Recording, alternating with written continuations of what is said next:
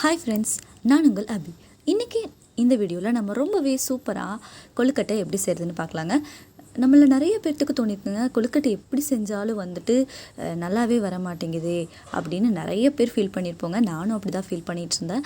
இந்த மாதிரி ஒரு முறை இதே பக்குவத்தில் நீங்கள் செஞ்சு பாருங்கள். கண்டிப்பாக நமக்கு கொழுக்கட்டை ரொம்ப ரொம்ப நல்லா வருங்க. இது பார்த்துட்டோம் அப்படின்னா நம்ம கையில் பிக்கும்போது அவ்வளோ ஒரு சூப்பராக இருக்குங்க. இதை எவ்வளோ செஞ்சோம்னாலும் பத்தாது, அந்தளவுக்கு ரொம்பவே நல்லா வந்துருந்துச்சு. கொழுக்கட்டை செய்யும்போது நான் சொல்கிற பக்குவத்தில் ஒரு முறை ட்ரை பண்ணி பாருங்கள், கண்டிப்பாக நல்லா வரும். 1 டம்ளர் இட்லி அரிசி எடுத்துக்கோங்க. கூடவே 1 டம்ளர் புழுங்கல் அரிசி எடுத்துக்கோங்க, ரேஷன் புழுங்கல் அரிசி. கூடவே 1 டம்ளர் நல்லா நம்ம சாப்பாட்டுக்கு போடுவோம் இல்லைங்களா, அந்த புழுங்கல் அரிசியை சேர்த்து செஞ்சு பாருங்கள், நல்லாயிருக்கும். நீங்கள் எந்த அளவுக்கு எடுக்கிறீங்களோ ஈக்குவலாக இந்த 3மே சேர்த்துட்டு நல்லா ஊற வச்சுட்டு கழிஞ்சிட்டு அதுக்கப்புறமா இதை கொரகரப்பாக மட்டும் அரைச்சி எடுத்துக்கோங்க. ஆட்டும் போதே லைட்டாக வேணும்னாலும் உப்பு போட்டு சேர்த்துக்கோங்க. மாவு இங்கே கொரகரப்பாக நல்லா ஆட்டி ரெடியாக இருக்குது, அது அப்படியே இருக்கட்டும். அடுத்ததாக அடுப்பில் ஒரு பேன் வச்சுக்கோங்க. அதில் கொஞ்சமாக எண்ணெய் விட்டுக்கோங்க. எண்ணெய் சூடானதுமே அதில் கொஞ்சோண்டு கடுகு சேர்த்துக்கோங்க. இந்த கொழுக்கட்டை எங்கள் அத்தை தான் செஞ்சிட்ருக்காங்க, நான் வீடியோ தான் எடுத்துகிட்ருக்கேன். கடுகு பொரிஞ்சதுக்கப்புறமா கொஞ்சமாக சீரகம் சேர்த்துக்கோங்க. இது கூடவே கருவேப்பிலை இலைகள், பச்சை மிளகாய், கட் பண்ணி வச்சுருக்கிற பெரிய வெங்காயம் இதெல்லாம் சேர்த்துக்கோங்க. வெங்காயம் கொஞ்சம் நிறைய சேர்த்து செய்யும்போது நமக்கு நல்லாயிருக்கும், அதனால் வெங்காயம் நிறையவே சேர்த்துக்கோங்க. கொழுக்கட்டைன்னு சொல்லும்போதே நிறைய பேர்த்தோட ஃபேவரட்டாக இருக்குங்க. ஆனால் நம்ம இதை அடிக்கடி செய்ய மாட்டோம், ஏன்னா நமக்கு கரெக்டாக வராது அப்படிங்கிற ஒரு பயம் இருந்துகிட்டே இருக்கும்.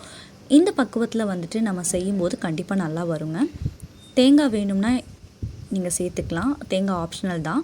இன்னும் கொஞ்சம் கூட வேணும்னா தேங்காய் சேர்த்துக்கோங்க. நான் இன்றைக்கி அளவாக தான் தேங்காய் சேர்த்துருக்கிற, துருவிய தேங்காய். இதுவும் சேர்த்துட்டு இதை நல்லா மிக்ஸ் பண்ணி விட்டுக்கோங்க. அடுத்ததாக நம்ம அரைச்சி வச்சுருக்கிற மாவு பாருங்கள், நமக்கு இந்த அளவுக்கு பக்குவத்தில் இருந்துச்சுன்னா கரெக்டாக இருக்கும். உங்களுக்கு பார்த்தாலே தெரியும், இது ஓரளவு குருணையாக தான் அரைச்சிருக்கிறேன். 3/4 தான் அரைப்பட்டால் நமக்கு கரெக்டாக இருக்கும். நம்ம மாவு ஆட்டுற பக்குவம் தாங்க இருக்குது இதில். கொழுக்கட்டை செய்யும்போது இதை சேர்த்துட்டு நல்லா மிக்ஸ் பண்ணி விடுங்க. உப்பு பத்தலை அப்படின்னா இன்னும் கொஞ்சம் கூட உப்பு சேர்த்துக்கோங்க. இப்போ பாருங்கள், நம்ம சேர்த்துருக்க மாவு கொஞ்சம் கொஞ்சமாக நமக்கு கெட்டியாயிட்டே வருது.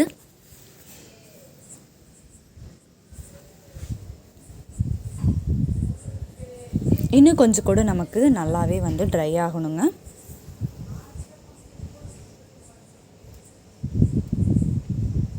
இன்னும் ஒரு 2 நிமிஷம் மட்டும் அப்படியே விட்டுருங்க.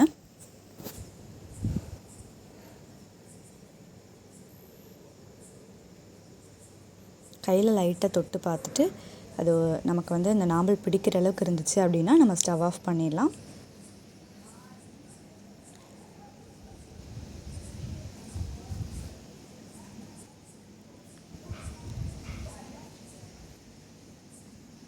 இந்த கொழுக்கட்டை சாப்பிடும்போது ரொம்பவே சூப்பராக இருந்துச்சுங்க. இப்போ இந்த சைடு இட்லி சட்டியும் வச்சாச்சு. ஒரு சில் மட்டும் கீழே வச்சுருக்கேங்க. வச்சுட்டு மேலால் துணியும் வச்சுட்டு இப்போ நம்ம இறக்கி வச்சுருக்கிற மாவுலேருந்து கொஞ்சம் கொஞ்சமாக எடுத்து உள்ளங்கையில் வச்சு அழுத்திட்டு நாம்பல் மாதிரி உள்ளே வச்சுக்கலாங்க. நீங்கள் கொழுக்கட்டையோட அச்சு இருந்துச்சு அப்படின்னா அதில் கூட வச்சு உள்ளே வச்சிடலாம்.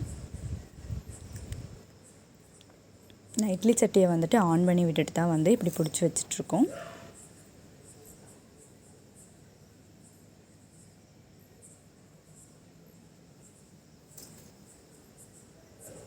நமக்கு என்ன சைஸில் வேணுமோ அந்த சைஸில் நம்ம மாவு எடுத்து இந்த மாதிரி உண்டை பிடிச்சி வச்சுக்கலாங்க.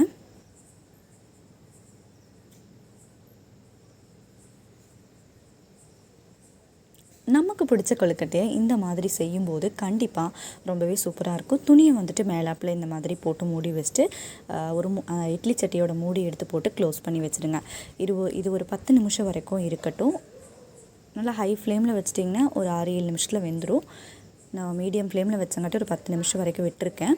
இப்போ பாருங்கள், ரொம்பவே சூப்பரான கொழுக்கட்டை ரெடி ஆகிடுச்சு. இது எடுத்து நம்ம சாப்பிட்டு பார்த்துட்டோம் அப்படின்னா வேறு லெவல் டேஸ்ட்டாக இருக்குது.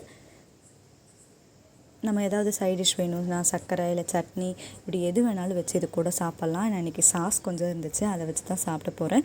கண்டிப்பாக நீங்களும் இந்த மாதிரி ஒரு சூப்பரான கொழுக்கட்டையை வீட்டில் ட்ரை பண்ணி பாருங்கள்.